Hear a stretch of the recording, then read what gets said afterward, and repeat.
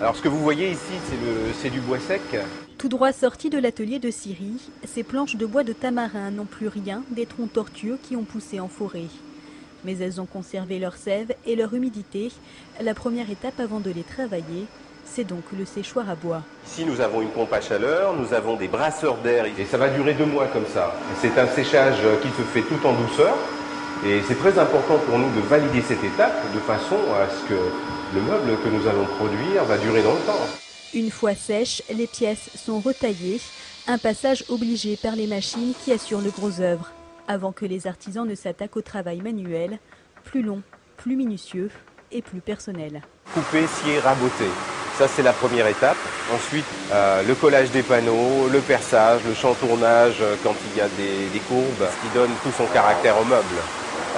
La machine n'a pas d'état d'âme et il ne saura pas faire tout ça. Après avoir délicatement peaufiné la pièce à l'arrière de l'atelier, il ne reste plus qu'à vernir le bois. Un vernis incolore qui ne fait que révéler les vrais reflets du tamarin. Le vernis a la propriété de fixer la couleur naturelle du bois. D'ailleurs, si je fais une expérience, je prends un peu d'eau, je le mets sur le bois, ça va avoir cette couleur. C'est donc comme cela que du tronc de l'arbre est extrait cette pièce de bois. Ce sont les montants que vous voyez ici. Qui, après assemblage, forme un meuble hi-fi, exposé dans le showroom de l'atelier. Des tables, des chaises, des coffrets ou des créations originales.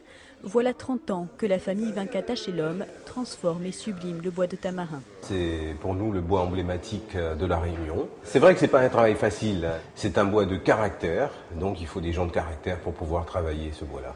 Là où le visiteur voit un très beau mobilier artisanal, l'ébéniste, lui, n'oublie pas le long chemin parcouru pour atteindre ce résultat. Derrière chaque meuble se cache un arbre.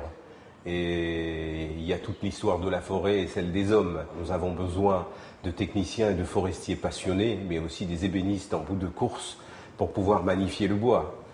C'est un travail de longue haleine. Un périple de plus de 100 ans où chacun apporte sa contribution. Et malgré les années, tous se souviennent avec fierté que tout a commencé avec une graine.